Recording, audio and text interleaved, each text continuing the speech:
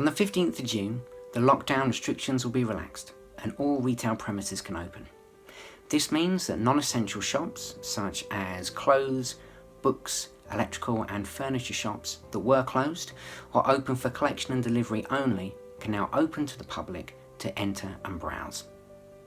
Reopening on the 15th is dependent on you being able to keep your customers safe and not contribute to the spread of COVID-19. You'll need to think and take precautions in advance, the least of which is to consider the risks and put social distancing measures in place. For more information, visit gov.uk and search for shops and branches. Retail does not include restaurants, coffee shops, cafes, food vans and similar businesses. They can open for takeaway and delivery only, and they can't provide seating or do anything that would encourage people to congregate after making their purchase.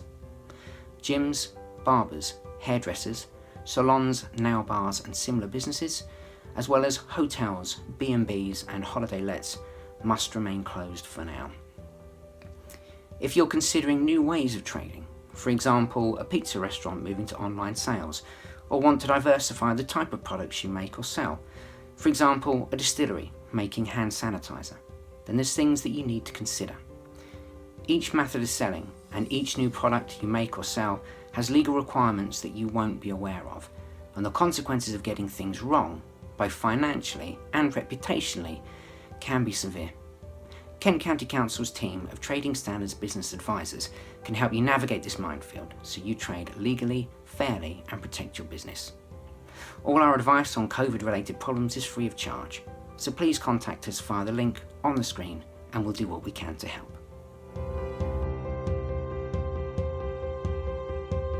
After lockdown, businesses are going to be reopening, so they need to be considering the safety of not only their employees but also their customers in the event of a fire. And there's going to be lots of changes to working practices and also self-distancing rules that may impact on how people can escape in a fire.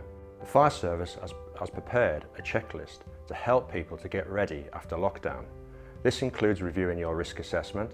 Also, it looks at considering the means of escape, ensuring that all the fire exits are clear and accessible. Also to be looking at your firefighting systems, such as your fire alarms and emergency lighting, as well as your firefighting equipment to ensure that they are working order and maintained. And also to be thinking about your housekeeping, not storing too much material or making sure that it's not being stored near fire exits, and training all staff in the new changes so they can get out in the event of a fire and know what to do.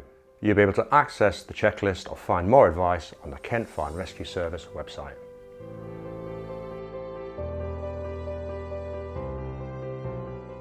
I appreciate that if you're planning to open your retail premises soon, there may seem like many things you need to think about.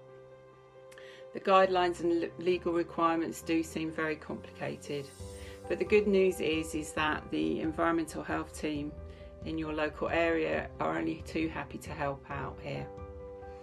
We all want businesses to be safe for both staff and customers. There's lots of written guidance out in the on websites, government websites, but every premises is different. So it might just be easier if you just pick up the phone and call your local environmental health team.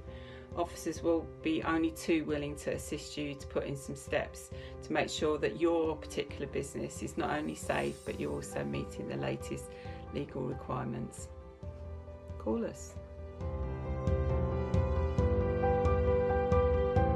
As you start to reoccupy your business premises, it is important that the water within the plumbing system remains wholesome and fresh. To do this, you should flush the system, starting at the nearest tap or outlet to where the water enters the building. Then move systematically throughout the building, ending at the tap or outlet that is furthest from this point. All water should be flushed until it runs clear and is cool to the touch. If you have storage systems on site, these should be emptied and refilled directly from the incoming water supply.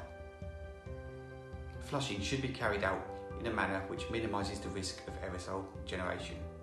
Remove any shower heads prior to flushing to reduce the risk of Legionella transmission.